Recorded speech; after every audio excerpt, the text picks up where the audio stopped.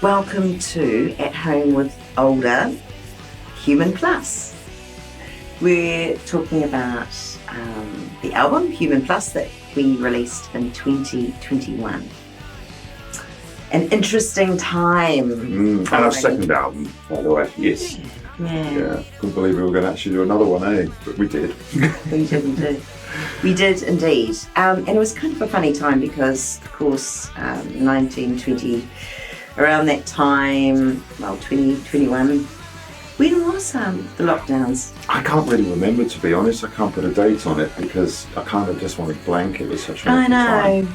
We were in and out all over the place, but it was... With this period, we'd written an album called Human Plus. And the whole album was written from an inspiration of personal, individual freedom and against what we call the standard narrative of relationships, and how relationships can be quite toxic, controlling places.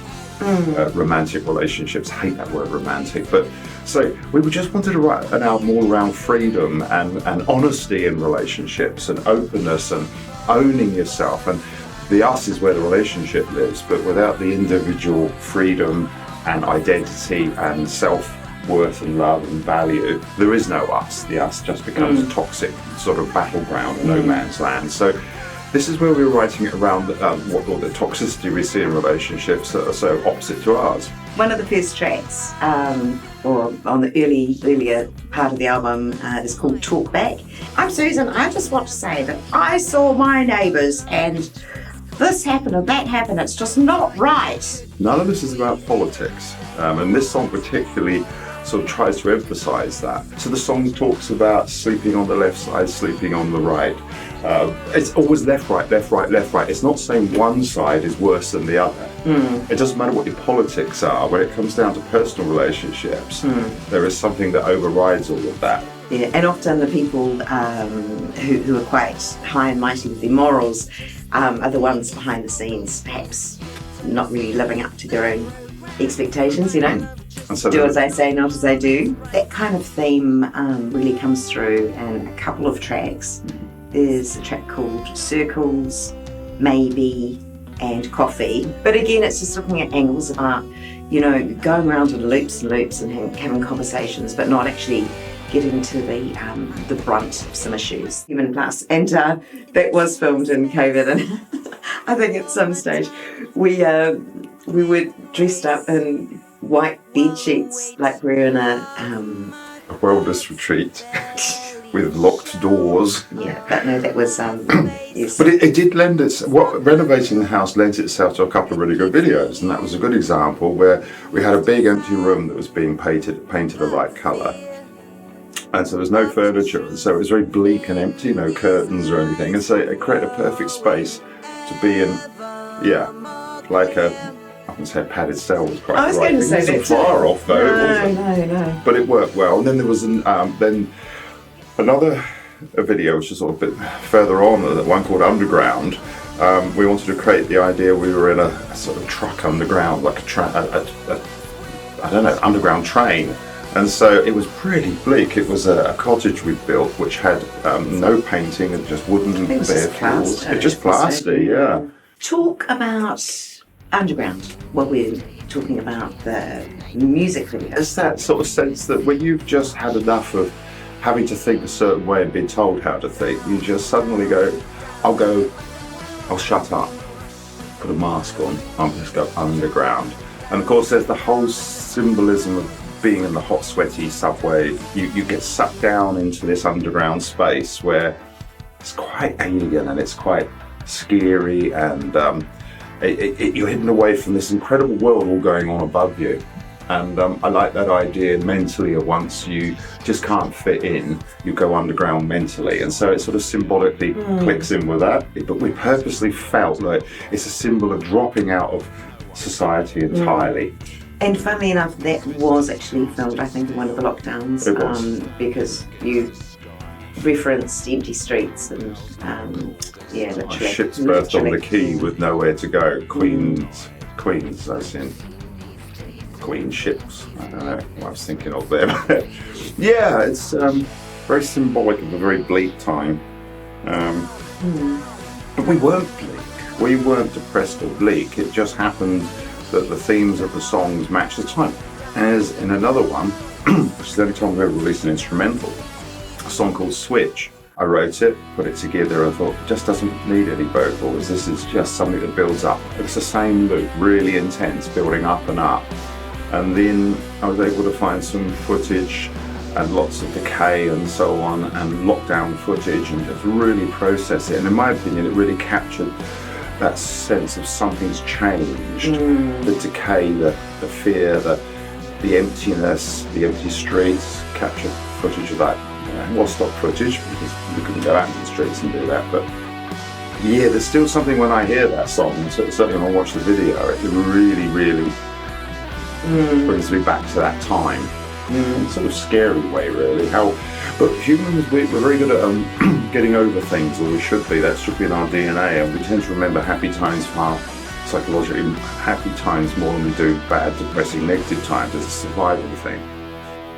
So you move on, and to me, it's a distant memory, gone. Wake up each morning, smile, get on with life. But when you look back on, if you've got the art that you've created to look back on at the time, and if it represents or reflects some of that, yeah, it's quite a dark place to go sometimes, I think. I would just say too, I think during this time, a few things changed. And one was I decided I'm not going to go and colour my hair anymore. I thought, stuff it. No, I'm just going to, because it was relatively long and I just had to grow it out. And so that's very interesting. Very cool too. Interesting time.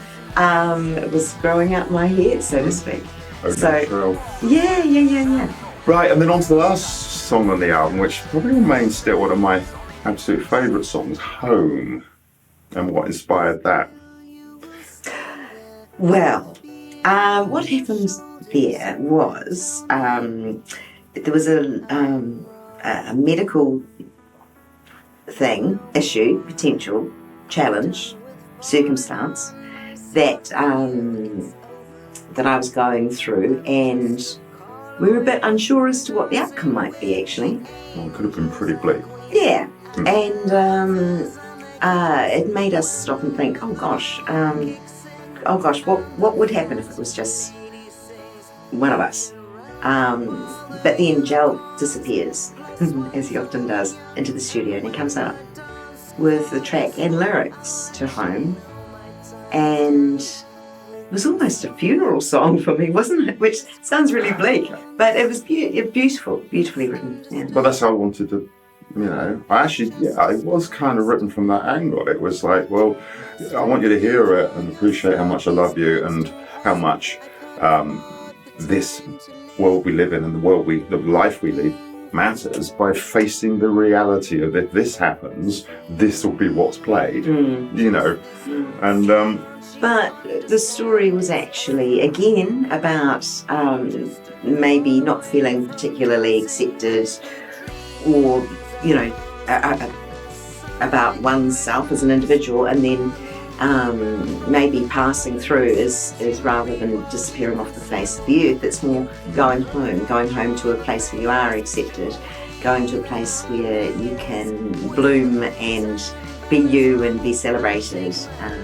Well, in a nutshell, going back into spirit, going back into, you came from somewhere, you're going back there. Whatever your belief is on that, whatever, it doesn't matter. If you've got any sense of something after life, then that's what it was, home. We came from there, we go back, that's our feelings. And it wasn't a doom and gloom song, it wasn't a song, it was a celebratory song. With lines like, my dance card is full. In other words, singing it, I wrote it from your perspective.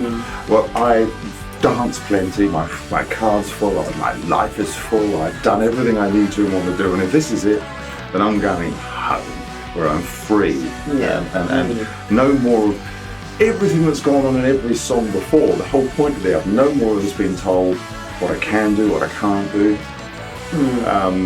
Your judgment, your opinion of me, sod off, I'm free. And so it wasn't a celebration of losing, it was to say, look, when the moment comes, we have to always hopefully be in a place where we go, well, bloody hell, I had a good life, good innings. It's a celebration of life. So, well, Jel wrote the music and the lyrics. I had to sing it, of course. So I had to sing my own funerals. It's really shit being at this band sometimes. But that was really interesting. But I found it quite positive. Yeah. It's meant to be. Yeah. Certainly was when we got the all clear, right? Yes. We should have just shelved it for the 10th album.